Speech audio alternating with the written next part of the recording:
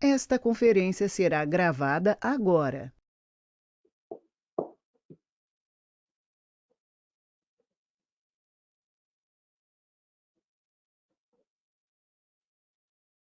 Bruno, pode Opa, começar. Ele não está demorando muito, não vai agarrar muito. Vai lá, mete bronca. beleza. Pessoal, a gente estava falando aqui do sistema de unidades. O sistema de unidades ele é extremamente importante a gente saber e o porquê que a gente usa para não criar confusão futura. A gente adota o padrão internacional porque é o que nós vamos falar aqui, se a gente for falar lá na Coreia do Norte, o cara de lá vai entender também, porque é um padrão utilizado em todo o mundo. Então, a gente vai falar das unidades, falar dos múltiplos e submúltiplos, aqui onde a gente fala que os prefixos empregados no SI são mostrados na tabela do próximo slide. Eu vou pedir aqui para que vocês reparem no relacionamento decimal entre eles. Esses prefixos serão empregados no decorrer do nosso estudo. Olha só, tem uma tabelinha aqui, onde eu estou mostrando para vocês os prefixos para indicar grandeza. A gente vai ter a unidade básica aqui, onde na potência de 10, eu coloquei, vou colocar o marca-texto aqui, ó, 10 elevado a 0. 10 elevado a 0 é 1. Então, se eu falar lá 1 volt, por exemplo, eu não estou usando nenhum prefixo do padrão SI. Mas é muito comum a gente ouvir falar 1 milivolt, 100 milivolts, 200 miliamperes, 1 kΩ, 1 megaohm. Por que se usam esses prefixos? Para fazer com que os números fiquem menores, mais fáceis de colocar no diagrama elétrico, e também na parte teórica, quando nós vamos fazer os cálculos, fica mais fácil de escrever as equações também. Aqui nós temos as relações. Os múltiplos, nós temos quilo, é o símbolo K, é muito comum a gente encontrar quando a gente está falando de resistência, aqui o K. É muito comum a gente encontrar porque são valores mais altos. É muito mais fácil eu falar 1 kΩ do que eu ficar falando 1000 ohms. Aqui, na sequência, nós temos o mega. Mega é 10 elevado à sexta. Isso quer dizer que é 1 milhão, né? É 10 vezes 10 vezes 10 vezes 10 vezes 10 vezes 10. 10 vezes 10, 6 vezes. Aí vai chegar a 1 milhão. Se a gente parar para pensar, vamos dar uma olhada aqui no Word. Deixa eu tirar esse trem da frente aqui. Peraí. Vamos dar uma olhada aqui no Word. É muito... Opa! Pessoal, eu ainda estou aprendendo a usar esse sistema. Então, vou dar uma... Vamos lá. É muito mais confortável, né? Visualmente, 1 mega ou 1,5 mega do que nós termos a grandeza de 1 milhão e 500 mil. Tá vendo? Por isso a gente usa a notação científica, por isso a gente usa esses prefixos. E também para números muito pequenos. Geralmente, quando a gente fala de capacitância, corrente elétrica, são valores bem baixos.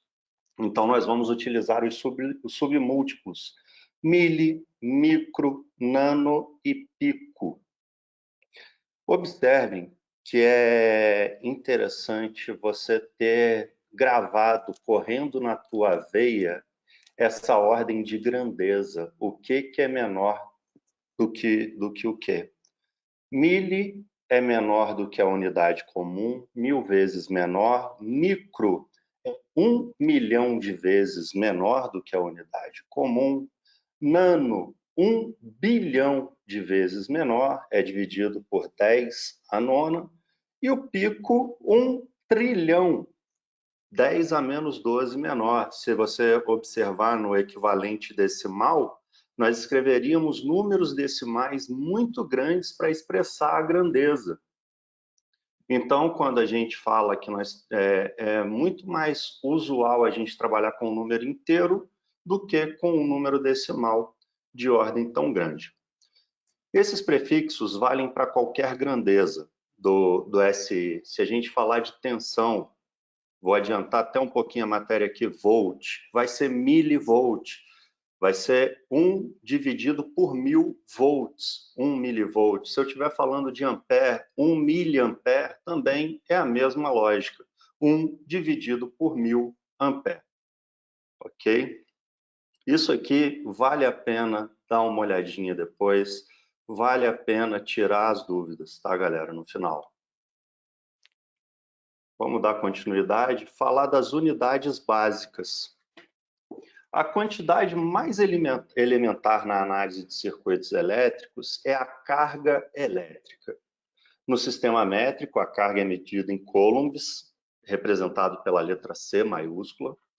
A carga em um elétron é negativa e igual em magnitude a 1,602 vezes 10 a menos 19 coulomb.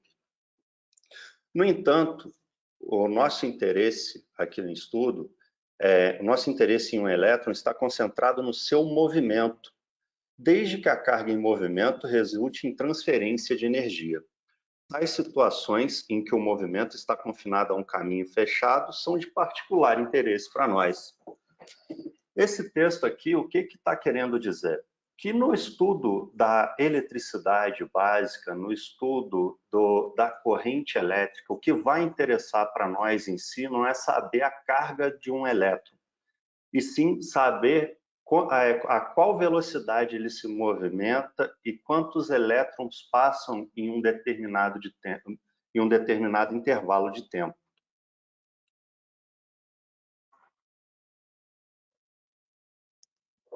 Aqui nós temos a representação do átomo. Quando a gente fala em elétron, galera, todo mundo sabe, né? A gente viu lá na escola, que toda a matéria é composta por átomos e todos os átomos possuem elétrons.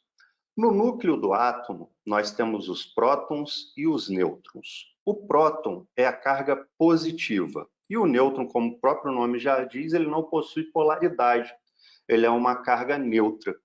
E no estudo da eletricidade, quem interessa para nós são esses carinhas aqui, ó, os elétrons. O movimento desses elétrons faz a mágica que a gente conhece de fazer um equipamento funcionar. O movimento controlado e ordenado desses carinhas faz a eletricidade que a gente conhece, que é uma coisa extremamente virtual, né? A gente não consegue enxergar a olho nu ela trabalhando, mas é interessante a gente saber de onde ela vem. É do movimento desses caras aqui, certo?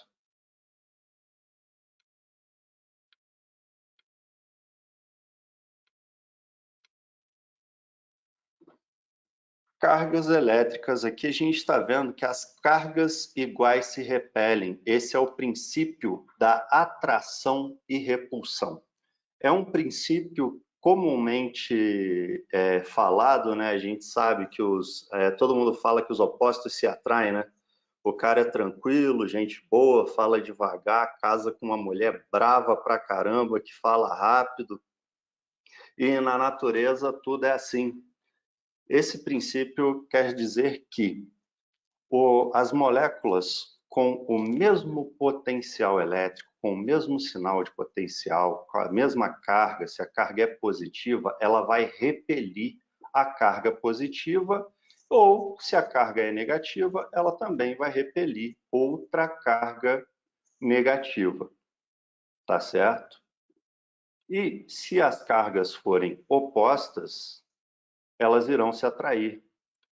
As cargas de sinal positivo atraem a de sinal negativo e vice-versa. Ok? É muito fácil a gente ter um exemplo prático disso brincando com o ímã. Quando eu era criança, sempre que abria um alto-falante, alguma coisa, eu ia catar o ímã para brincar. E eu percebia, na época eu não tinha conhecimento, mas eu percebia que quando o ímã quebrava, eu nunca mais conseguia encaixar aquele ímã encostando uma ponta na outra, porque o ímã ele tem polaridade muito bem definida. Quando ele quebra, quebrou, onde fissurou, vai ficar dos dois lados positivo ou os dois lados negativo. A gente não vai conseguir encostar ele de novo por conta desse princípio de repulsão de cargas iguais. Porém, se a gente soltar esse ímã que quebrou, ele sozinho vai virar e vai colar. Não sei se vocês já brincaram com ímã, já repararam isso. Dentro da assistência técnica é muito comum a gente ter ímã de alto-falante ou então aquele ímã que vem no display do Moto G1, na lateral do display do Moto G1. Se nunca fizeram esse teste, tentem fazer. Vocês vão perceber que pegando dois desses ímãs, de um lado eles vão se atrair, se você virar um deles, ele vai ficar com a mesma polaridade do outro, e se você tentar aproximar, eles irão se repelir.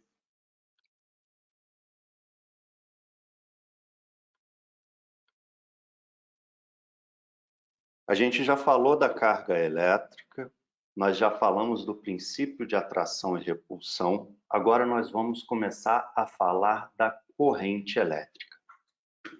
A corrente elétrica nada mais é do que o movimento ordenado de elétrons num intervalo de tempo. Aqui a gente tem uma equaçãozinha que é de uma derivada, que o intervalo de carga dividido por uma derivada de tempo, no intervalo de tempo, ele vai me dar a corrente elétrica, tá beleza? Então vamos aqui, ó, para a gente ver o que isso quer dizer. O deslocamento ordenado de cargas elétricas em função do tempo é denominado corrente elétrica e tem como unidade de medida o ampere. Analisando a equação que consta no slide anterior, concluímos que a corrente elétrica é a quantidade de carga elétrica movimentada em um determinado intervalo de tempo. Logo, teremos que 1 ampere é o mesmo que 1 coulomb deslocado no intervalo de tempo de 1 segundo. Vejam que interessante, a unidade ampere, ela não surge do nada. Nós falamos que a gente vai utilizar o SI, né? E a gente viu que dentro do SI, a unidade de carga elétrica utilizada é o coulomb. Então aqui a gente tem coulomb dividido por uma unidade de tempo, que de acordo com o SI é o segundo. Então o ampere resulta de 1 coulomb dividido por 1 segundo. Então assim surge a unidade de medida da corrente elétrica. Tá ok, pessoal?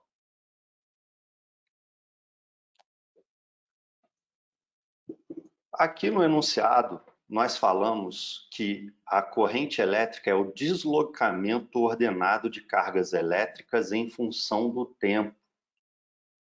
Todo material possui elétrons livres, alguns em maior quantidade, outros em menor quantidade.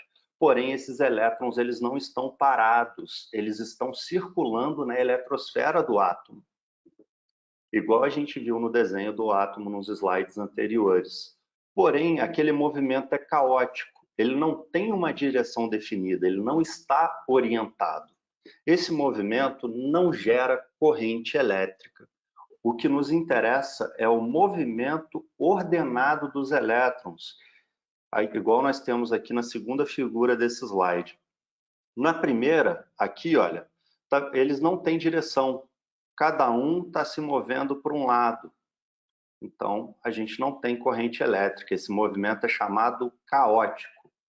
Já no segundo desenho aqui, na segunda figura, nós temos um movimento ordenado desses elétrons. Todos eles estão indo na mesma direção, se deslocando dentro do material condutor. O material condutor está funcionando como um cano, como um duto, onde esses elétrons estão se movimentando, todos ordenados. Aí sim eu tenho corrente elétrica.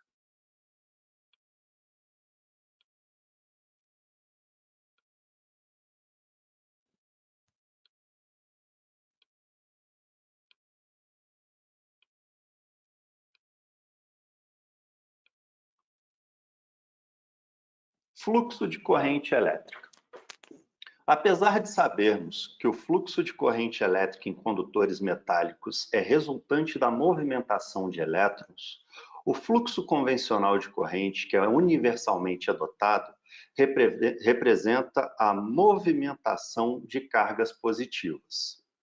O que isso quer dizer, pessoal? Que quando a gente está analisando a corrente elétrica, a gente está analisando o movimento de cargas de sinal negativo. Porém, convencionou-se que o movimento de cargas seria de sinal positivo, para a gente não ficar trabalhando com um número negativo. Então, a gente tem o sentido eletrônico. O sentido real ou sentido eletrônico da corrente elétrica ocorre do negativo para o positivo. Já o sentido convencional, utiliza-se que o sentido do fluxo da corrente elétrica ocorre do positivo para o negativo. Eu vou tentar explicar de forma muito simples isso aqui para vocês entenderem. O que acontece não é que a gente pura e simplesmente está mudando o sinal da corrente, não. A gente considera como positivo, nos slides para frente a gente vai ver isso, quem tem o maior número de elétrons ou assim, maior carga elétrica. A gente considera a carga elétrica em módulo, sem considerar o sinal, só valor absoluto.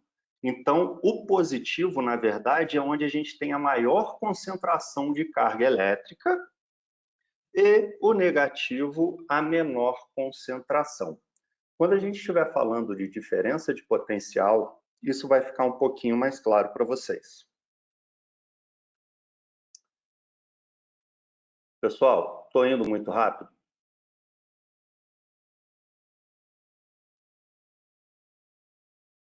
Oi? Tá tranquilo. Tá Tá tranquilo. tranquilo? Tá dando para acompanhar? Até então tá dando, tá tranquilo. Para mim tá tranquilo. Então, beleza. Para o restante do pessoal, tá tranquilo também? Ou eu tô indo muito rápido? Tudo novo, né? Tá ok. Tá ok? Tá dando para acompanhar? Então, beleza. Então, vamos continuar. Ótimo. Aqui nós temos as condições para o fluxo de corrente elétrica. Para que circule corrente em um determinado circuito, para que a gente tenha um fluxo ordenado de elétrons, a gente tem algumas condições, tá? Teremos fluxo de corrente elétrica somente quando tivermos diferença de potencial elétrico, pois o movimento dos elétrons será ordenado por essa diferença de potencial. Então, a gente vai precisar analisar uma segunda grandeza, que vai ser a diferença de potencial elétrico, que também é chamada de tensão. Tá? Galera, tensão é medida em volt. É muito, muito, muito comum a gente ouvir falar voltagem. A gente olhar na nossa fonte de alimentação, está escrito voltage. Voltage está em inglês, tá, gente? Em português não existe voltagem. Isso é um neologismo, é uma palavra que o pessoal inventou para expressar a diferença de potencial elétrico ou tensão. A gente falar isso quando a gente não tem o conhecimento, beleza, mas não usem essa palavra voltagem ou amperagem, tá?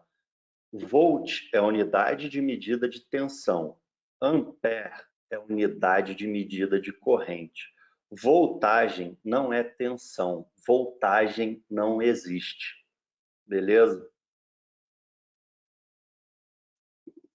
A partir da análise das condições em que ocorre o fluxo de corrente, podemos concluir que para que tenhamos fluxo de corrente, é necessária a aplicação de uma diferença de potencial no corpo ou elemento pelo qual desejamos que ocorra o movimento de elétrons.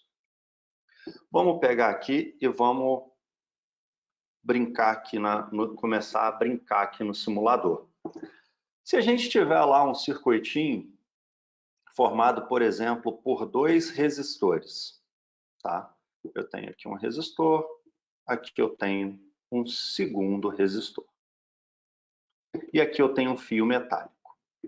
A gente sabe que, tanto o fio metálico quanto esses resistores, eles são formados por átomos, eles possuem elétrons livres, eles têm camada de valência, eles têm movimento de elétrons. Só que essa movimentação não está ordenada porque eu não tenho uma diferença de potencial aplicada.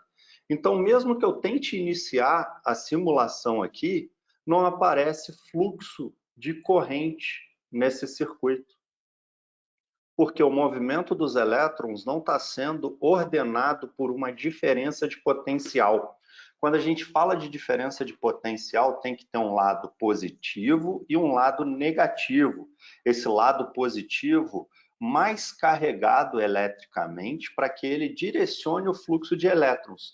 De onde tem mais elétrons, vão sair aqueles elétrons e vão circular para onde tem menos. Tá, beleza? Então, se a gente não tem diferença de potencial, a gente não tem fluxo de corrente elétrica. Vamos continuar aqui. Que a gente vai falar um pouquinho da tensão, que eu acabei falando antes com vocês. Tensão é a diferença de potencial, também denominada tensão. É uma grandeza física que está intimamente ligada ao conceito de corrente elétrica. Inicialmente, devemos lembrar a definição de corrente elétrica. Corrente elétrica é o fluxo ou movimento de partículas carregadas em um condutor de forma ordenada. Porém, para existir corrente elétrica entre dois pontos, deve-se haver uma diferença de potencial elétrica entre os mesmos dois pontos. Então, voltando aqui no simulador, eu queria que tivesse aqui, ó, vamos chamar esse ponto aqui de A, vou colocar uma caixinha de texto aqui.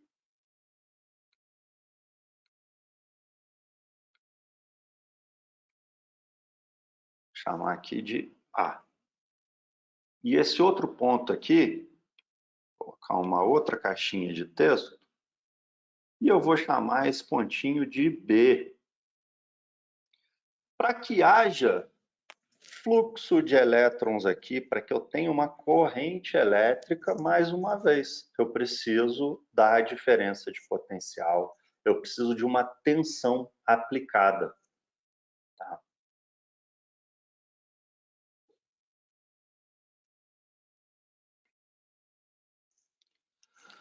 Para entendermos a DDP, relembremos o seguinte: todo o corpo está eletrizado, recebeu ou cedeu elétrons.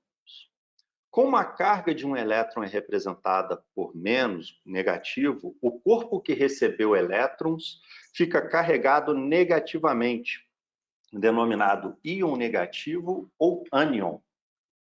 Já o corpo que cedeu elétrons ou perdeu fica carregado positivamente, pois o mesmo tem falta de elétrons, denominado de íon positivo ou cátion. Pessoal, lembrem de ânion ou cátion, porque quando nós começarmos a falar de semicondutores, a gente já não vai usar mais positivo e negativo, a gente vai falar de cátodo e anodo. Observem que o lado de maior potencial elétrico, o cara que está carregado negativamente, que é o íon negativo, é chamado de ânion. Lembrem-se disso, porque quando a gente for falar de positivo e negativo, anodo e cátodo, vai ser o contrário. Porque a gente, lembra que falei aqui no começo para vocês, ó, sobre o sentido eletrônico. Opa, corrente elétrica. Sentido eletrônico ou sentido real é o do negativo para o positivo, só que aí a gente mudou para o sentido convencional, para não ter que ficar usando o sinal negativo. Então, o ânion vai ser o lado positivo quando a gente tiver falado anodo, palavra originada por ânion, vai ser o lado positivo, tá ok? Então, dando prosseguimento, portanto, esse desequilíbrio de cargas entre dois corpos revela que ambos têm um potencial elétrico diferente, ou seja, existe uma diferença de potencial elétrico. Quando a gente está falando aqui de tensão, diferença de potencial elétrico, vocês lembram que quando a gente estudava lá com a tia Teteca, a gente estava lá na primeira, segunda série, a gente tinha acabado de ser alfabetizado e a gente começou a aprender matemática. A gente tinha a continha de somar e de subtrair, e quando era subtração, um menos o outro era a diferença entre esses números. A diferença de potencial elétrico nada mais é do que uma operação matemática de adição ou subtração, tá, galera? Então, vamos lá. Aqui, na verdade, vai ser uma operação matemática, perdão, não vai ser de adição ou subtração, não, tá? Vai ser só de subtração. Vai ser a diferença do maior pelo menor, vai ser um menos o outro. Por isso que eu costumo sempre dizer que é tudo uma questão de referencial. O negativo nem sempre vai ser zero, tá? Mas ele vai ser o lado de menor potencial elétrico. Então, consideremos um dispositivo capaz de manter uma diferença de potencial entre dois corpos. Esses dispositivos são denominados de geradores, ao qual comumente podemos associar a uma simples bateria, a bateria do nosso smartphone. Por exemplo, de acordo com a animação do próximo slide, a bateria mantém entre seus terminais positivo e negativo uma diferença de potencial elétrico. Então, olha só o que eu falei para vocês, ó. V, marcar aqui, cadê meu marca-texto? V é igual, deixa eu circular para ficar melhor. V, a tensão da bateria é igual a V mais menos V menos. O que isso quer dizer? Que o lado de maior potencial elétrico menos o lado de menor potencial elétrico é igual à tensão armazenada naquela bateria ou a tensão de qualquer gerador. Tá certo? Vou passar para o Word aqui. Eu sei que é muito simples, mas às vezes a gente enxergando aqui, às vezes fica uma dúvida e se a gente colocar em números fica mais fácil de entender. Caramba. Vamos lá. Ponteiro. Beleza. Quando a gente fala que uma determinada fonte ou bateria ela está gerando ali 5 volts, nem sempre o lado maior vai ser de 5 volts, o lado positivo, e o lado negativo da bateria, de menor potencial elétrico, de 0 volt.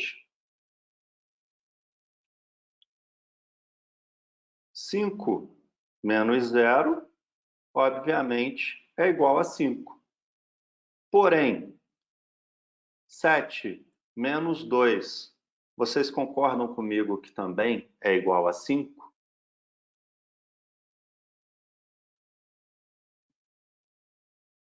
15 menos 10 também é igual a 5.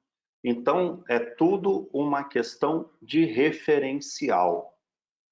Por isso, toda vez que a gente vê a indicação do lado negativo da bateria, ele também está ligado à referência de terra, do GND.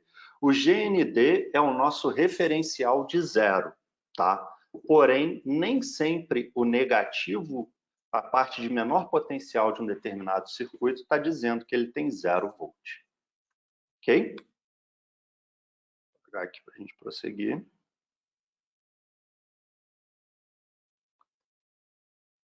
Pessoal, essa parte aqui do potencial elétrico, dessa operaçãozinha matemática de subtração, ficou claro para vocês? Só para eu dar prosseguimento. Sim, sim. Tranquilo, tranquilo. Tranquilo? Então, ficou sim. Top. Então vamos lá.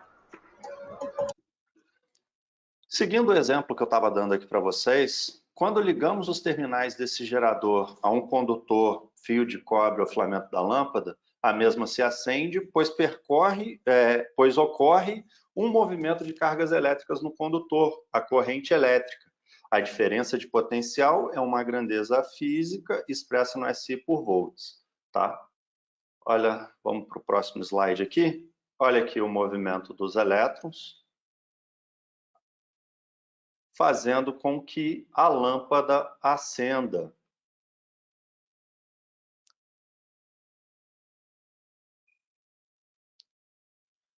Vamos montar esse circuitinho aqui no simulador para a gente ver. Vou substituir esse carinha aqui por um LED. E vou ligar nele aqui, ó, uma fonte de alimentação, que seria a minha bateria, com 5 volts. E aqui, ó, vou colocar... O simulador está ligado aqui, ó, se vocês observarem, aqui, ó, está rodando, porém o LED não está acendendo, porque a gente não deu o referencial negativo para ele. Vou colocar aqui o nosso referencial de terra. Referencial de terra fechando o circuito. Aqui a gente vai ter o fluxo de corrente elétrica fazendo acender. Aqui eu estou colocando igual nós vamos ver nos diagramas elétricos. Não sei se vocês repararam, quando você pega um diagrama elétrico, o circuito está fechado, mas a gente não vê um ponto ligando ao outro. A gente vê vários símbolos de GND ligados a diferentes componentes. Isso indica que aquele circuito está sendo fechado naqueles pontos. A gente vai falar um pouquinho mais para frente sobre a diferença de circuito aberto, circuito fechado e curto-circuito, mas isso aqui vai ser de grande valia para quando nós entrarmos na parte de análise de circuitos. Quando a gente tem aqui, ó, esses símbolozinhos de GND, isso aqui quer dizer que eles estão ligados no mesmo lugar. É a mesma coisa de eu desenhar isso aqui, ó. A ponta do LED, lado negativo do LED, ligado do lado negativo da fonte.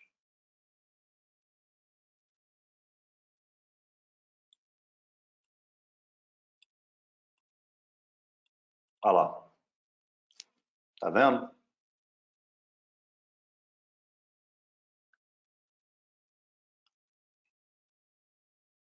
Então, vamos prosseguir.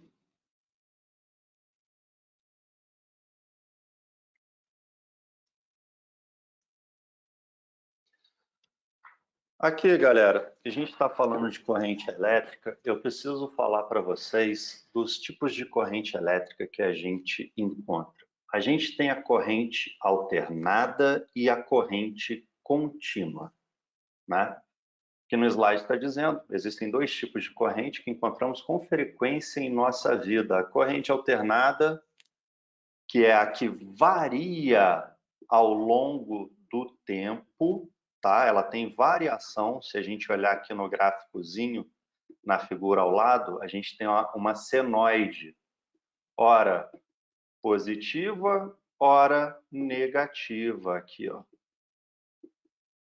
Ora com um pico positivo, ora com um pico negativo, tá ok? E a gente tem a corrente contínua, ou direct current, que é essa aqui que não varia ao longo do tempo, ela é constante. Então, independente do momento que eu fizer a medição, ela será a mesma com o mesmo sinal, ela não tem alteração de sinal. Em análise de eletrônica básica, que é o que a gente está vendo aqui, nós vamos fazer análise só em corrente contínua. Essa análise de corrente contínua já ajuda muito, é a análise quiescente do circuito, galera. Quando a gente pega as linhas de alimentação onde a gente tem a maioria dos defeitos nas placas de smartphones ou de outros equipamentos eletrônicos, são todas em corrente contínua. A tensão fornecida pela bateria do nosso smartphone, ela é contínua, tá? Vou prosseguir aqui.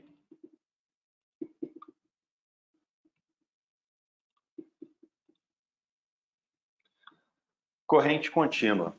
A corrente contínua DC ou CC é a corrente que passa através de um condutor ou de um circuito somente num sentido. Ela não tem alteração ali do sinal. A razão dessa corrente unidirecional se deve ao fato das fontes de tensão, como as pilhas e as baterias, manterem a mesma polaridade da tensão de saída. A tensão fornecida por essas fontes é chamada de tensão de corrente contínua. Tá? Aí aqui a gente tem, quando a gente pegar um...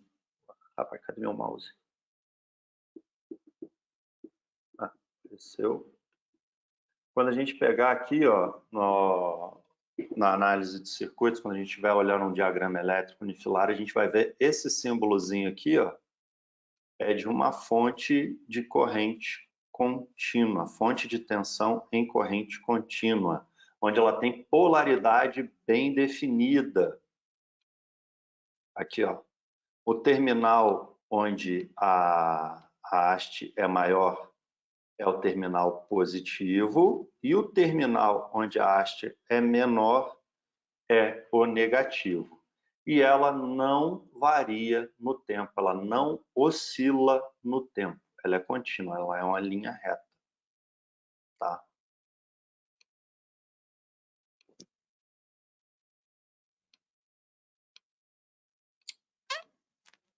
Vamos lá.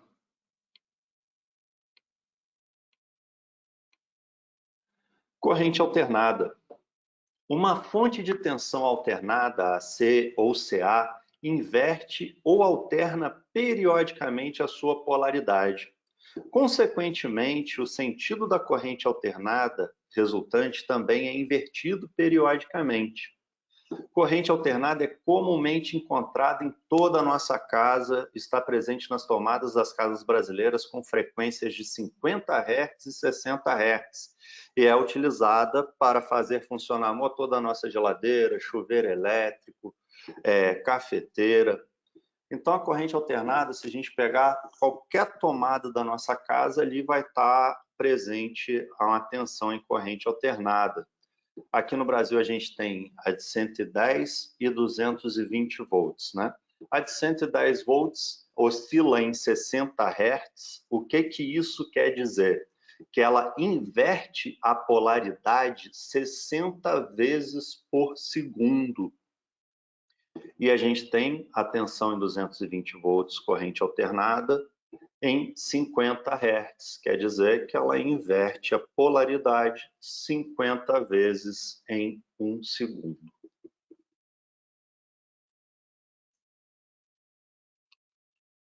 Okay. Aqui a gente já tem um gráfico de tensão em corrente alternada, tá? Onde ele varia, né, de acordo com o intervalo de tempo, ora está no positivo, ora negativo.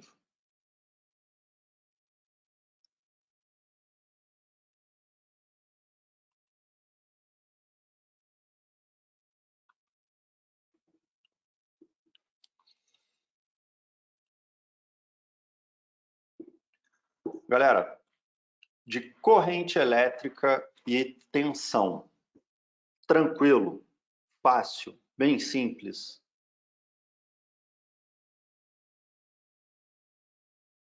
Ok. Ok, beleza.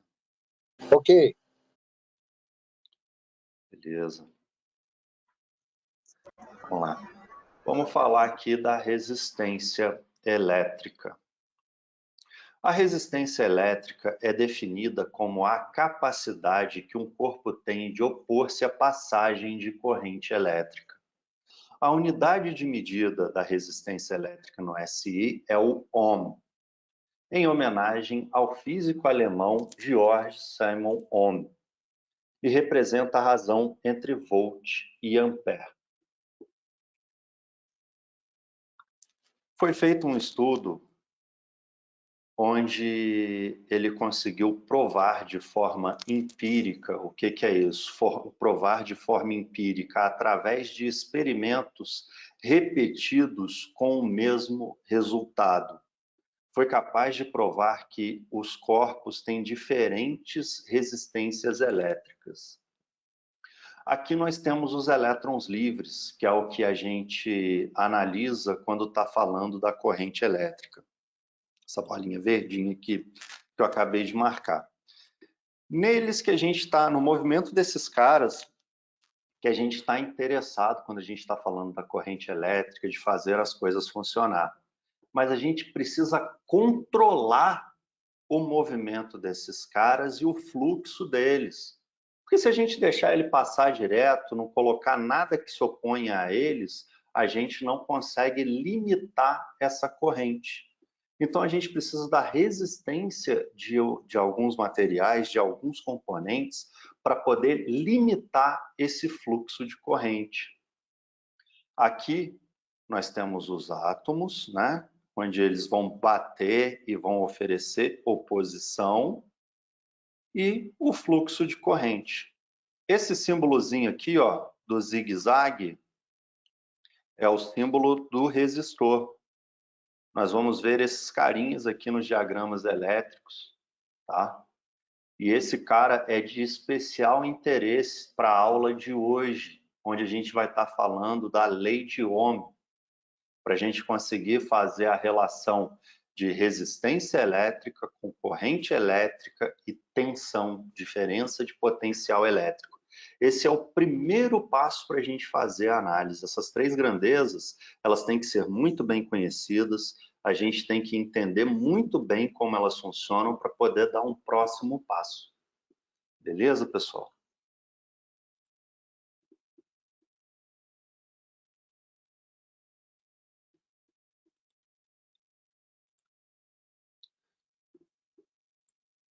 Quando um condutor é submetido a uma diferença de potencial, ele passa a ser percorrido por uma corrente elétrica, que é constituída pelo movimento de elétrons livres no interior do condutor. Quando esses elétrons livres entram em movimento, começam a colidir entre si e com os átomos do condutor. Quanto maior o número de colisões, maior a dificuldade encontrada pela corrente elétrica em atravessar o condutor. Essa dificuldade de movimento das cargas é que caracteriza a resistência elétrica. A resistência elétrica de um material é medida da oposição que ele oferece à passagem de corrente elétrica. Gravem isso aqui, ó. A resistência elétrica de um material é a medida da oposição que ele oferece à passagem de corrente elétrica. Ou seja, quanto maior a resistência, menor a corrente elétrica que vai circular naquela linha, menor a corrente elétrica que vai circular naquele circuito. Tá ok?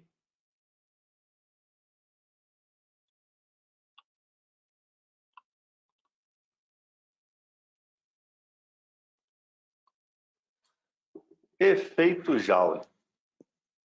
Uma das características da resistência, né, do resistor, quando a gente fala da resistência do nosso chuveiro, do resistor do nosso chuveiro, é esquentar.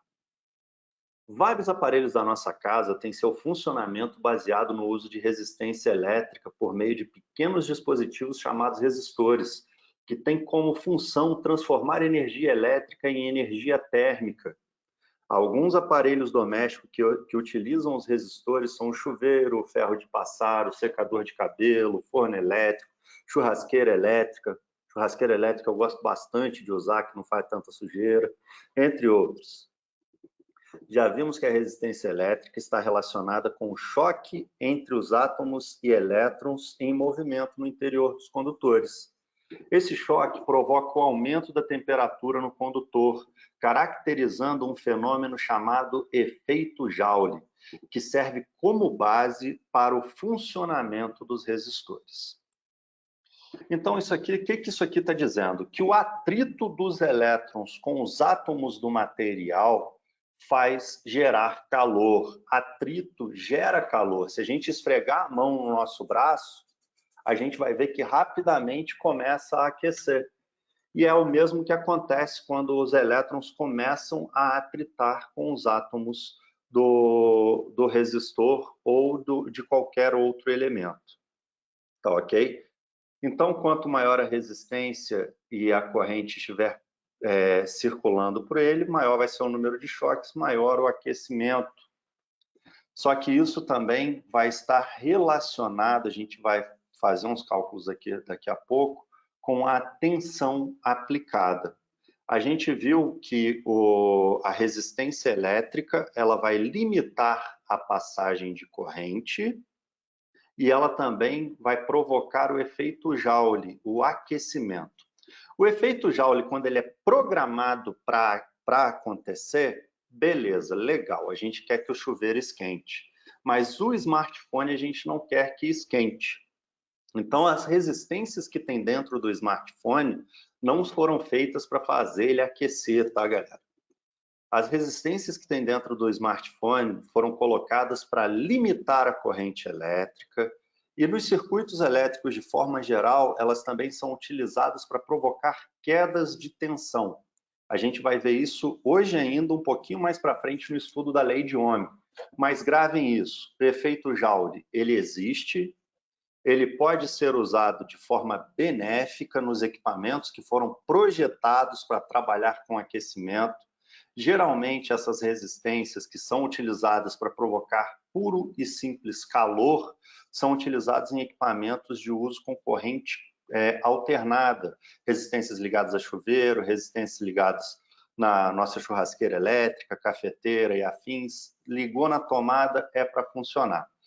Os resistores que a gente vai ver nos circuitos eletrônicos, nos circuitos que estão utilizando corrente contínua, eles são utilizados pura e simplesmente para limitação da corrente e queda de tensão. Ok? Vou seguir. O resistor.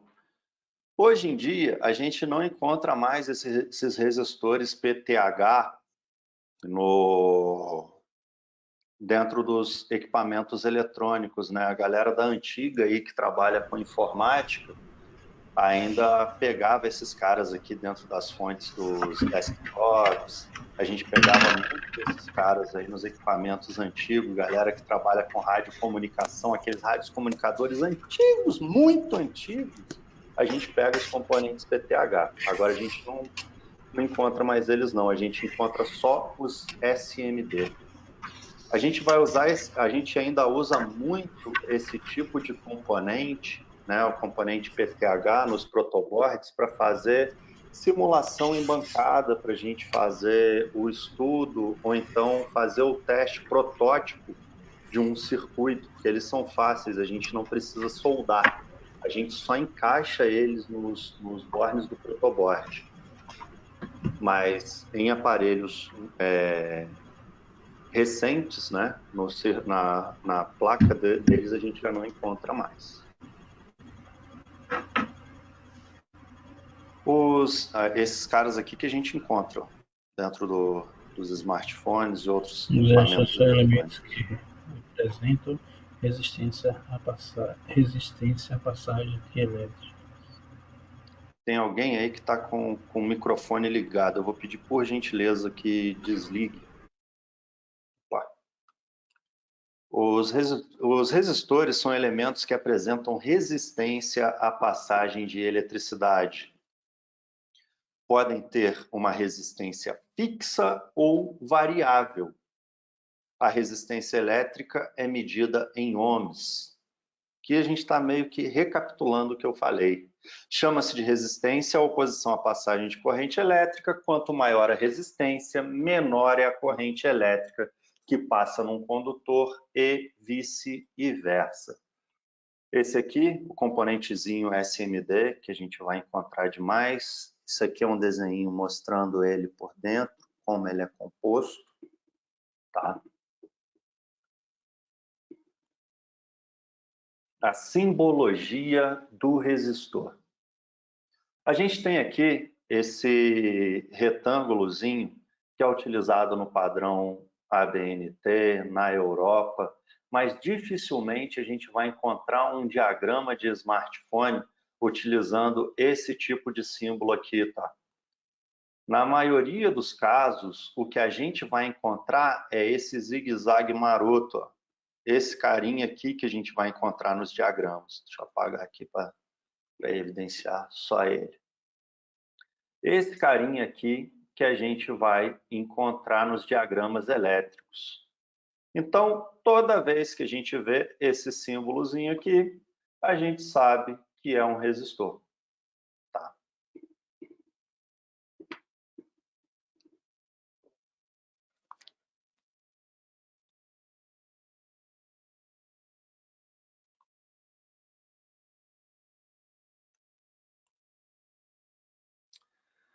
Agora, galera, ó, a gente falou de diferença de potencial elétrico. Fazendo besteira aqui. Recapitulando o que a gente falou até agora. A gente falou de diferença de potencial elétrico. A diferença de potencial elétrico, ela é a tensão, ela é fornecida pela bateria do nosso aparelho. A gente falou do fluxo de corrente elétrica, que é o fluxo de elétrons que vai fazer o nosso aparelho funcionar. E a gente falou do resistor, da resistência elétrica em si, que vai limitar esse fluxo de corrente. Então, com esses três elementos, entendendo esses três elementos, a gente consegue começar a enxergar um circuito. Então, a gente vai começar a trabalhar isso agora. Tudo que a gente falou até aqui foi apenas um embasamento teórico para que a gente consiga entender de verdade como funciona um circuito. Não adianta de nada a gente conhecer o símbolo dos componentes, a gente saber que tem a bateria do celular, mas a gente não conseguir diferenciar tensão de corrente. Esse embasamento teórico é muito importante para a gente entender o que está acontecendo no nosso circuito, por que ele está funcionando ou deixando de funcionar. Então, a gente vai começar agora a falar aqui do circuito elétrico. Apesar da maioria de nós, vou ter que acertar esse slide, ter um conceito intuitivo do que significa um circuito, iremos nos referir a um circuito elétrico simplesmente como uma interconexão de componentes elétricos. Então, a gente vai chamar de circuitos elétricos a interconexão de componentes, um componente ligado ao outro, desde que para executar uma tarefa, desde que ele tenha ali uma finalidade, né? Essa interconexão de componentes nós vamos chamar de circuito elétrico. Um circuito elétrico se divide em, no mínimo, 4 partes. Uma fonte de força-tensão, que é a nossa bateria. Os condutores, que antigamente eram os fios de cobre, né? O fio de cobre é condutor, mas numa placa de smartphone são as trilhas que são os condutores, que facilitam ali o fluxo da corrente, são de um material onde a corrente circula livremente. Tá? Uma carga e instrumentos de controle. A carga em si são os componentes do nosso circuito. E os instrumentos de controle. A fonte de tensão é a bateria, os condutores são os fios que ligam os componentes do circuito entre si e conduz a corrente. A lâmpada é a carga que vai utilizar a energia elétrica para realizar o trabalho, iluminar e aquecer. Essa é a finalidade desse circuito que a gente vai ver aqui na frente. Olha só. O dispositivo usado para controlar é a chave que tem a função de cessar o fluxo dos elétrons dentro do circuito. Então, olha só o circuitinho. Aqui a gente tem uma fonte de tensão. A fonte de tensão, esse símbolozinho aqui, ó, tá vendo? Aqui nós temos uma chave de controle, que seria o botão de liga e desliga do nosso circuito. E aqui nós temos a carga, né, que é o componente, os componentes do nosso circuito, que nesse caso é a lâmpada. Então, a gente tem a tensão aqui, né? Nós temos uma diferença de potencial que vai fazer, que vai ordenar o fluxo de elétrons para que a gente tenha uma corrente elétrica circulando.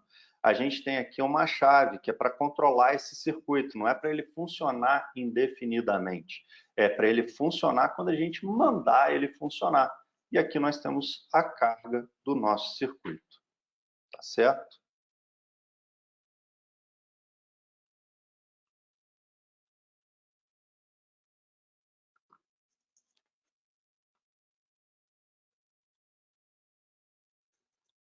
Antes da gente falar do circuito aqui, do funcionamento do circuito, vamos voltar aqui, ó. Esse circuito, do jeito que ele está aqui, mesmo com o dispositivo de controle, com essa chave aberta, ele funciona? Agora, para vocês ligarem o microfone e me responder. Com a chave aberta aqui, esse circuito vai funcionar?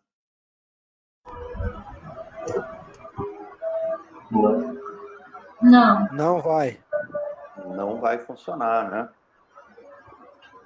Esse circuito não vai funcionar. Por quê? Para que eu tenha fluxo de corrente elétrica, eu preciso de um caminho fechado. Ela vai ter que sair de um lado, dar a volta no circuito inteiro e entrar no outro, fazer um círculo ali, né? Um ciclo fechado, um circuito fechado, um caminho fechado para poder funcionar. Então, aqui, ó, nós vamos diferenciar o circuito aberto, que é esse que nós vamos falar agora. Um circuito é chamado de aberto ou incompleto se houver interrupção no circuito que impeça a corrente de completar o seu percurso. Então aqui, pessoal, olha só, com a chave aberta, a lâmpada não vai acender. Tá vendo? O nosso circuito está aberto. Vamos lá no simulador para ver isso acontecendo? Aqui, ó. Tirei essa parte do circuito. Eu vou ter diferença de potencial elétrico. Se eu pegar o meu multímetro e fizer a medição, eu tenho os 5 volts aqui. Eu tenho a carga do circuito, mas ele está aberto. Então, eu não vou ter fluxo de corrente, ele não vai estar funcionando. Tá certo?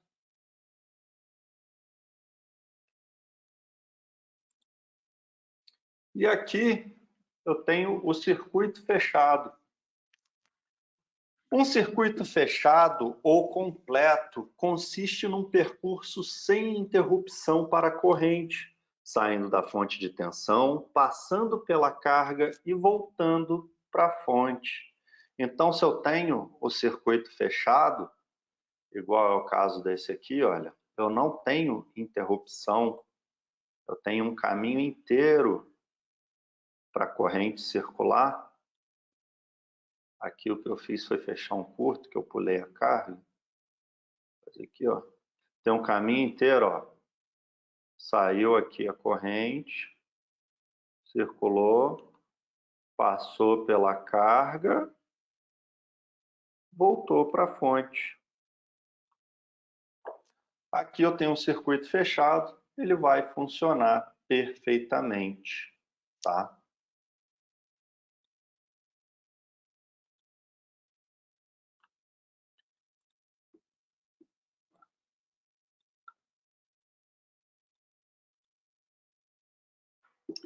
E eu vou falar com vocês do curto-circuito. É muito comum a gente pegar um aparelho e falar assim, ah, está em curto. Ah, não liga porque o aparelho está em curto, a placa está em curto. Só trocando a placa, né?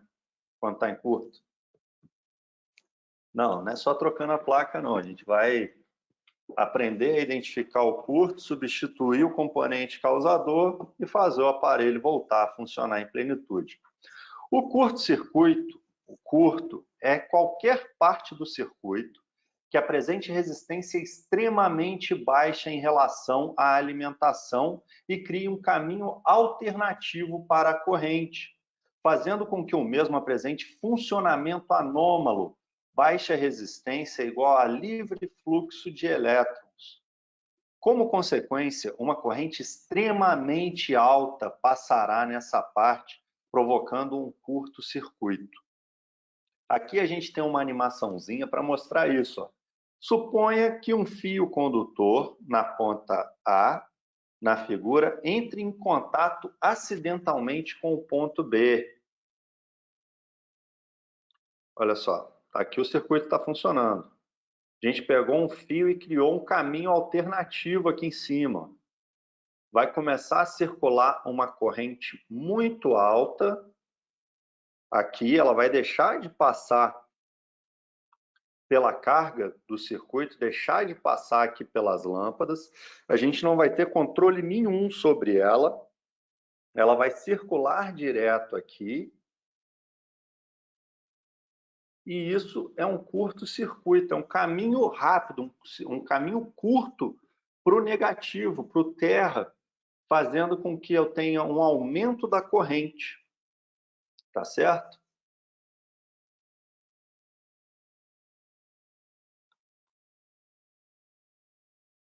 Tá lá. Galera, quando a gente tiver um curto-circuito, a gente tem que evitar ao máximo ficar energizando o aparelho, porque pode causar falhas catastróficas, tá? Ainda mais se a gente ligar na nossa fonte de bancada com a corrente no máximo. Às vezes você tem lá uma fonte de 5 amperes, né? E liga com ela com a corrente no máximo. Pô, vai danificar o nosso aparelho, vai dar mais trabalho para a gente.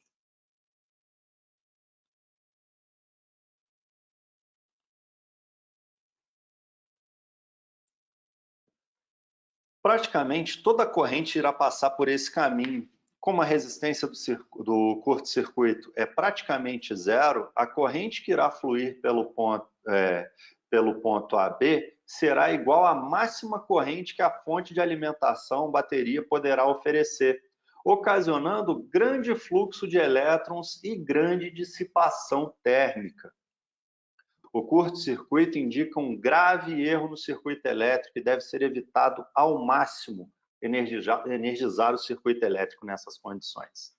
Galera, por que eu falei isso aqui com vocês? Teoricamente, se a gente for analisar só número, quando a gente tem um curto-circuito e a resistência naquele circuito tende a zero, é praticamente zero, a corrente vai tender ao infinito. Quando a gente começar a falar aqui da lei de Ohm, a gente vai ver que existe uma relação, uma interdependência entre as grandezas tensão, corrente e resistência. Quando a resistência é muito baixa, a corrente será muito, muito alta. Tá? A corrente tende ao infinito e a tensão vai tender a zero quando houver um curto-circuito. Se a gente, na nossa fonte de bancada, por exemplo, não tem overprotect, você vai ver que o consumo de corrente vai lá no alto, quando a gente olha nos marcadores, e a tensão da fonte abaixa.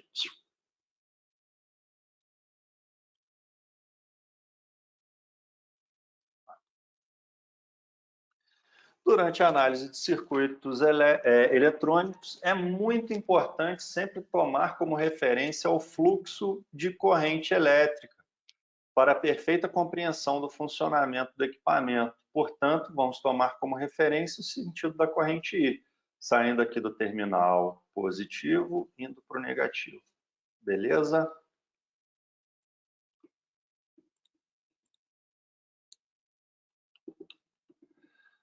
Galerinha, hora de ligar o microfone, a gente está na reta final da nossa aula, a gente vai começar a falar aqui da lei de Ohm.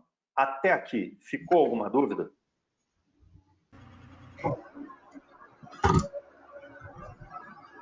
Tudo ok, tá bem claro. Bem claro?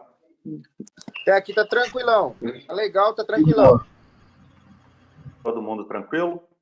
Vamos ver mais para frente, tá tudo ok. Tá tudo ok? Então, beleza. Então, vamos começar agora a lei de Ohm. Desliguem os microfones novamente, por favor. Vamos começar aqui falando da lei de Ohm. No início do século XIX, o físico alemão Georg Simon Ohm nasceu em 1787, morreu em 1854. Descobriu descobriu duas leis que determinam a resistência elétrica dos condutores. O nosso interesse hoje é na primeira lei de Ohm, que vai traçar a relação entre resistência elétrica, tensão e corrente elétrica. A primeira lei de Ohm estabelece que a razão entre a diferença de potencial e a corrente elétrica em um condutor é igual à resistência elétrica desse condutor. Vale salientar que a explicação foi desenvolvida tendo como base um condutor de resistência constante. É por isso que condutores desse tipo são chamados de condutores ômicos. A gente vai ver que a resistência elétrica tem alguns fatores que fazem com que ela tenha variação. A gente tem que, para essa lei funcionar, tem que ser para um resistor constante. O condutor tem que ter uma resistência constante. Ela não pode variar. Então, nesse caso, é um resistor teórico, porque ele vai variar de acordo com a temperatura. Nós vamos ver mais para frente os tipos de resistor que existem. Só que os componentes eletrônicos eles foram feitos para trabalhar em uma determinada temperatura. Se a gente aumenta muito essa temperatura ou baixa muito essa temperatura, a gente vai ter interferência neles, tá ok? Aqui a gente tem a famosa lei de Ohm. A resistência é igual a tensão U dividida pela corrente. Uma formulazinha muito, muito simples. Ela quer dizer que a razão entre a tensão dividida pela corrente determina a resistência elétrica do corpo. Vamos ver um pouquinho mais para frente que a gente vai fazer uma prova disso aqui, ó. Comprovação da lei de Ohm. Considere um fio feito de material condutor. As extremidades desse fio são ligadas aos polos de uma pilha, como mostra a figura. Desse modo, a pilha estabelece uma diferença de potencial no fio condutor e, consequentemente, uma corrente elétrica. Para se determinar o valor da corrente elétrica, coloca-se em série no circuito um amperímetro. Pessoal, aqui a gente não está falando nesse treinamento especificamente sobre os instrumentos de medição, mas vale ressaltar. Toda vez que você for medir corrente elétrica fazendo uso do seu multímetro ou de um amperímetro, este deve estar ligado em série no circuito, em série com a linha que você quer fazer a medição. Ele não é ligado em paralelo, ele tem que fazer parte do circuito, tá? A gente tem que colocar ele aqui, ó, fazendo parte do circuito. Esse carinha aqui, ó, é o meu amperímetro. Tá vendo que ele está como se fosse um componente do circuito? Para que a corrente elétrica circule através dele e a gente consiga aferi-la. Ok? Então, aqui, ó, a pilha está estabelecendo uma diferença de potencial. Aí a gente vai ter um fluxo de corrente elétrica aqui nesse condutor. Para se determinar o valor da corrente elétrica, coloque-se em série no circuito um amperímetro e, em paralelo, um voltímetro que permitirá a leitura da tensão. Então, olha só, aqui a gente tem duas informações importantes. Quando a gente vai medir corrente, o multímetro tem que estar em série com a linha que nós estamos medindo. Ele tem que fazer parte do circuito. E quando a gente vai medir tensão, a gente vai usar um multímetro em paralelo com o circuito. Ele vai estar do lado de fora do circuito e eu vou estar encostando os meus terminais aqui nele para fazer essa medição. Beleza? Aqui, ó. Ele está do lado de fora do circuito aqui, ó. Tá?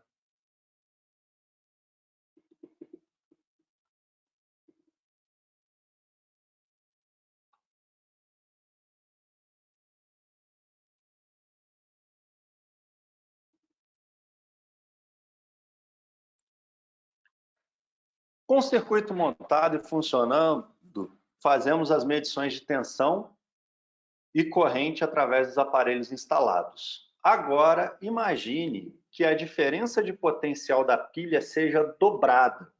Podemos fazer isso ligando uma segunda pilha em série com a primeira ou ajustando a nossa fonte de tensão para uma tensão maior. E como resultado dessa alteração, o voltímetro marcará o dobro de tensão anterior. Se a gente dobrou a tensão, é lógico que o nosso multímetro vai reconhecer ali, o voltímetro vai reconhecer o dobro da tensão. E o amperímetro marcará o dobro de corrente elétrica. Se triplicarmos a diferença de potencial, triplicaremos a corrente elétrica. Isso quer dizer que a razão entre a diferença de potencial e a corrente elétrica tem um valor constante. Então, essa razão é a resistência elétrica. Vamos fazer aqui, ó, vou chamar o Word para a gente ver. Vamos começar desenhando um circuitinho aqui, ó. Coloquei aqui uma fonte de tensão, né? Aqui no Rio a gente costuma falar que falar até papagaio fala, né? A gente tem que ver se funciona de verdade. No texto ali está muito bonito, mas será que é verdade? A gente tem aqui a nossa fonte de tensão. Aqui eu vou colocar um resistor para limitar o fluxo de corrente, né? Para ter uma razão, porque se eu colocar um condutor aqui, o condutor teórico, a resistência dele é zero. Então, a corrente vai tender ao infinito, não vai dar para a gente fazer esse estudo. E aqui, ó, a gente fechou o nosso circuito. Então, a gente tem uma fonte de tensão de 5 volts, e aqui eu estou dizendo que a resistência é de 1K, beleza? Então, a gente tem um fluxo de corrente aqui. Vamos dar uma olhada aqui, ó. Dar um clique em cima desse resistor. Em cima do resistor, a gente está vendo aqui, ó, que a gente tem a tensão da fonte, que é de 5 volts. Tensão em cima do resistor, 5 volts, aparecendo aqui. E a corrente circulando através desse resistor é de 5 miliamperes. Olha aí, ó, o que eu falei com vocês lá no começo das unidades de medida, potência de 10, né?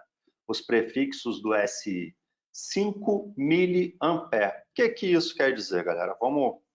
Vamos chamar esse cara aqui, vamos utilizar a lei de Ohm para fazer o cálculo.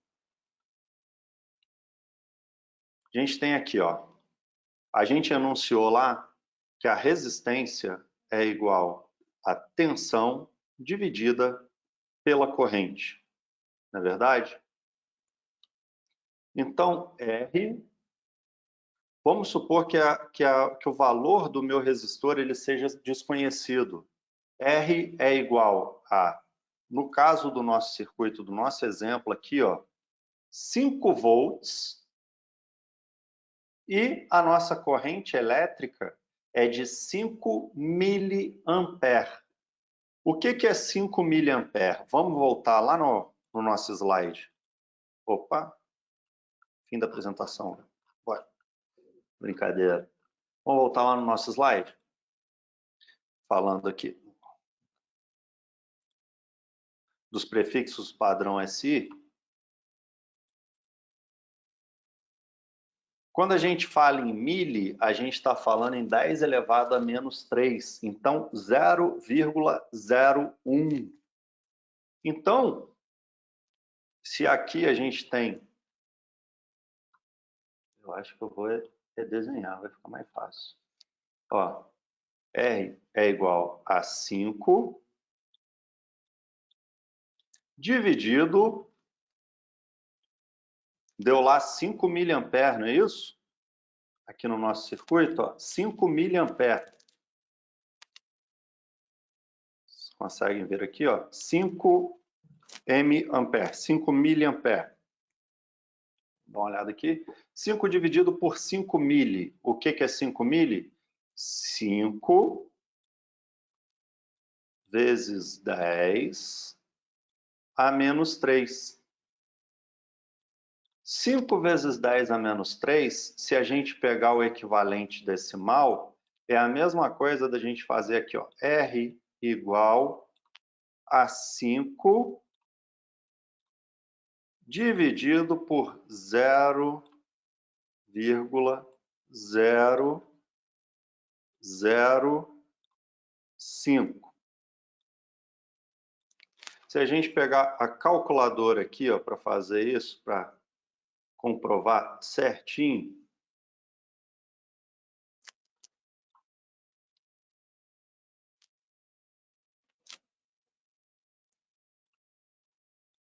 oxe, vamos apagar tudo que a gente desenhou aqui.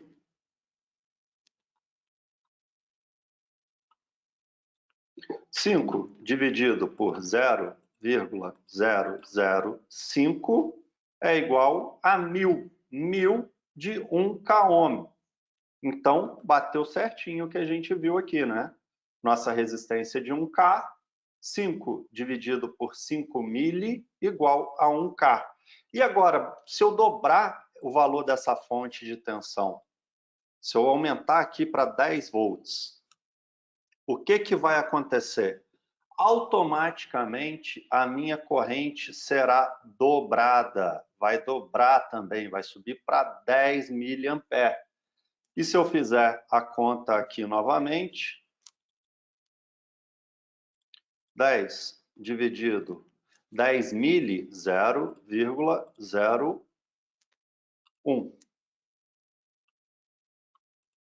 Mais uma vez igual a 1.000. Se eu pegar e triplicar, colocar aqui 15 volts, o que vai acontecer? A minha corrente automaticamente vai subir para 15 mili, ou seja, a razão entre tensão e corrente determina a resistência, tá ok? E se a gente fizer o cálculo inverso também, alterando aqui, ó, R é igual a U dividido por I, é igual a tensão dividido pela resistência. Se eu passar a corrente para o outro lado, o que está dividindo passa multiplicando. Então, R vezes I, resistência vezes a corrente elétrica vai ser igual a tensão. E se eu passar aqui o R para o outro lado, eu tenho a fórmula para calcular a corrente. Se eu passo ali, ó, I, o que está multiplicando, passa para o outro lado dividindo. I é igual a tensão dividido pela resistência. Beleza?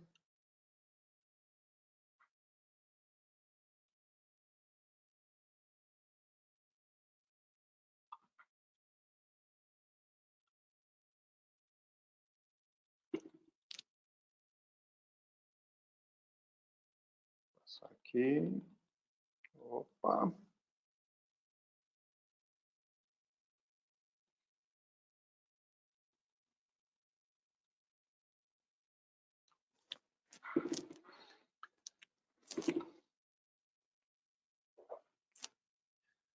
Se colocarmos a corrente elétrica I em evidência, podemos observar que quanto maior o valor da resistência, menor será a corrente elétrica. Essa constante mostra a resistência que o material oferece à passagem de corrente elétrica. A unidade de resistência elétrica no sistema internacional será exposta na relação a seguir. Aqui, mais uma vez, a gente tem o porquê da unidade, tá, pessoal? Igual lá no ampere, que a gente viu que era coulomb por segundo, a gente está vendo aqui que ohm é a mesma coisa de volt por ampere, tá? Nenhuma dessas unidades é inventada, nenhuma dessas unidades é sem sentido. Então, por isso que a gente não pode inverter as unidades também. É muito comum, eu vejo às vezes o pessoal pedindo dicas nas internets, nos grupos na internet, nos grupos de suporte, sem saber definir qual a unidade. Você pergunta para a pessoa às vezes, qual o consumo de corrente desse aparelho na fonte? Aí a pessoa vai e te responde, 4 volts. Está errado, está te falando a unidade errada. Então a gente tem que prestar atenção nas unidades, saber bem como elas funcionam, como elas são geradas, para a gente poder fazer uma análise correta do nosso circuito. Ok? Galera, o conteúdo da aula de hoje era esse. Agora vamos abrir aqui o momento das dúvidas. Agora todo mundo aí pode ligar o microfone, vamos conversar um pouquinho, ver quais as dúvidas foram geradas, o que vocês acharam. Aí eu vou pedir para que a dúvida venha uma de cada vez, ok?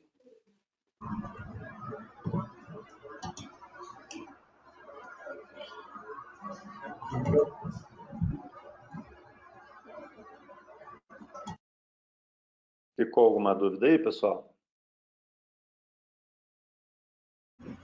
Ô Bruno, pede para todo mundo, eu sei que pede para o pessoal falar um por um, porque senão quando for todo mundo falar, não vai saber quem está falando. Sim, Aí sim. você fala o nome de cada um, fica melhor, entendeu? Rapaz, para mim aqui, eu não sei por que não aparece o nome de vocês. Aparece P1, P3, P7. Só as iniciais. Então eu vou pedir assim, você vai fazer, você que está falando agora, qual que é seu nome? É Beto. Beto. Então, Beto, Isso. ficou alguma dúvida? Você tem alguma dúvida, cara? Não, na de hoje não tenho não, entendeu? Porque isso é um assunto que eu já venho estudando desde o começo do ano, entendeu? Tá de boa. Bacana. Sobre resistência, eu tô desde o começo do ano que estou estudando. Porque no reparo, o principal objetivo é a resistência. Entendeu? Sim. Então ela é que faz a gente diagnosticar muita coisa. Sim. É o que eu falei durante a apresentação. Se a gente entende bem essa relação, cara, de tensão, corrente e resistência, facilita muito o entendimento do circuito. Porque quando a gente vai testar o funcionamento de uma linha, a gente faz a medição da tensão dela, né? Se a linha tem que ter 1,8 volt, a gente saber usar um multímetro direitinho, escolher a escala que a gente vai usar para fazer aquela medição, ou então fazer a análise por queda de tensão da linha. A gente tem que entender bem essa relação da resistência com a tensão e com a corrente. É verdade. O que você falou é bastante válido. Não, beleza. O Beto está tranquilo, está estudando isso aí desde o começo do ano. Alguém aí tem alguma dúvida? O prefeito Bill de Blasio anunciou que a cidade de Nova York recebeu 600 mil máscaras do governo. Isso dá uma semana. Pelo visto, então a galera está sem dúvida nenhuma. Esse assunto... Da minha parte está tranquilo também, viu? Está tranquilo também? Tá de boa. Tá de boa. Esse assunto de hoje é um assunto bastante básico, introdutório.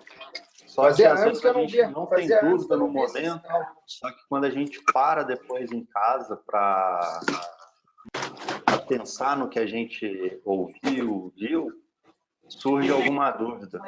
E para estimular as dúvidas de vocês, amanhã eu vou estar subindo alguns exercícios para vocês fazerem. 5 exercícios só.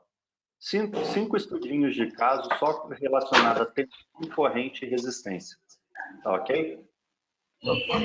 O Anderson montou um Classroom. Eu vou subir esses exercícios lá, vocês vão pegar, vão fazer. No começo da próxima aula a gente vai fazer a correção e comentar as dúvidas de vocês. Tá ok? Beleza. Beleza. Pessoal, se não tiverem dúvida, esse era o conteúdo que eu tinha para vocês hoje. Okay? Show de bola. Perfeito. Muito obrigado. Pô, eu que agradeço vocês. Tempo aí. Espero que vocês gostem do treinamento, gostem aí do mini curso. Ok? Para mim tá bem demais, velho.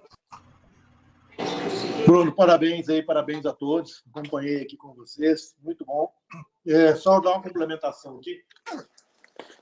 A gente está, apesar de ser um componente bem básico, né, o resistor é um conceito bem simples, mas o resistor numa placa pode alterar o funcionamento de muitas coisas.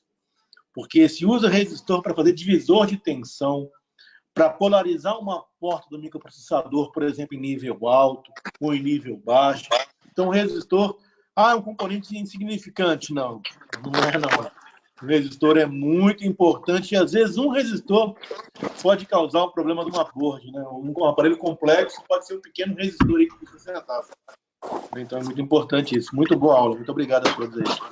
Beleza. Antes de nós desligarmos, pessoal, só liguem as câmeras para eu conhecer vocês. Vou ligar a minha também, tá? Para te conhecer aqui, ó. Liguei a minha. É sempre um prazer te ver, cara. Você sabe que, além de seu amigo, eu sou seu fã pra caramba, né, velho? Estou aqui participando da aula também. Vou te mandar dúvida no privado, tá?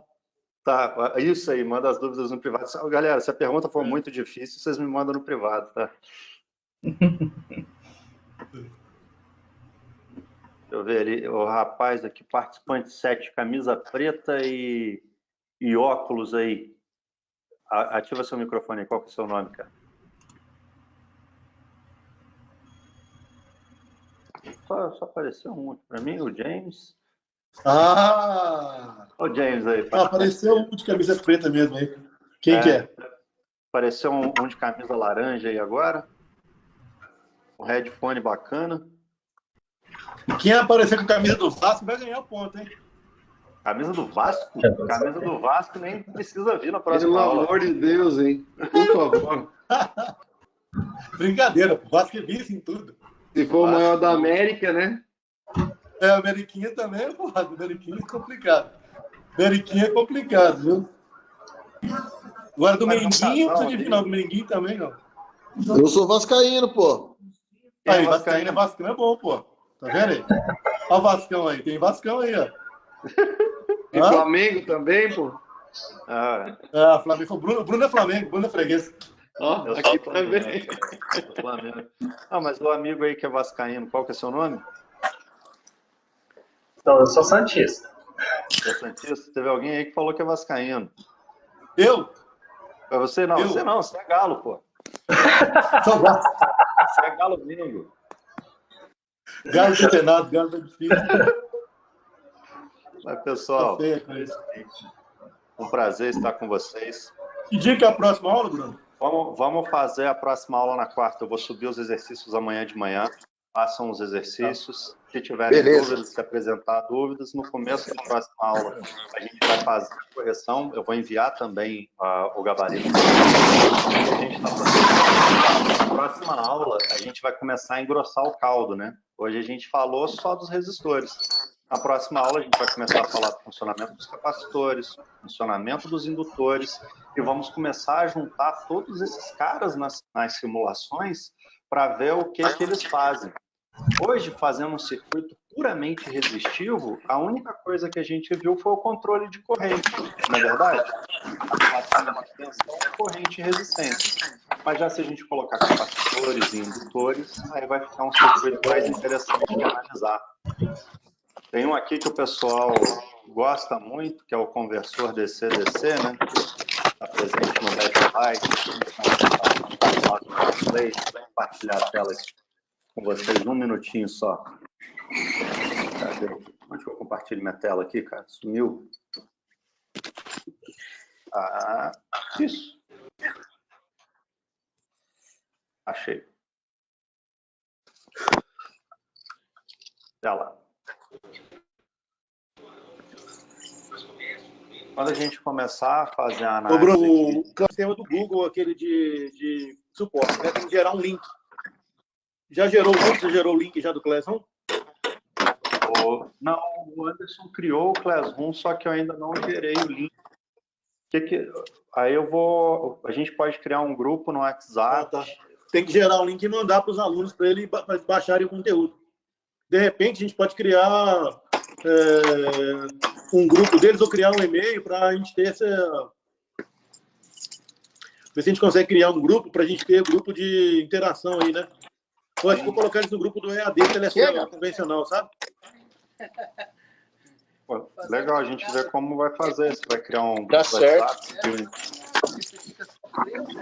Ô, James. Bruno, boa noite, James. Já existe o grupo foi criado, o Classroom, né?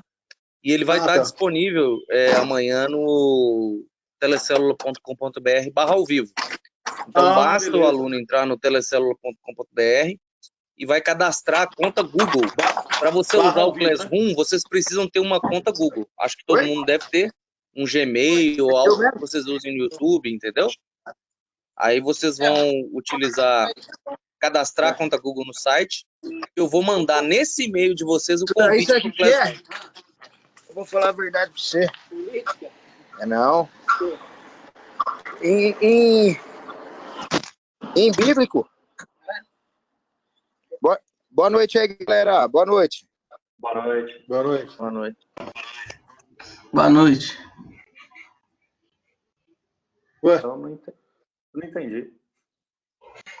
Subiu para 20 participantes aí, né? Galera finalizou então, não parece que eles foram embora. A gente coloca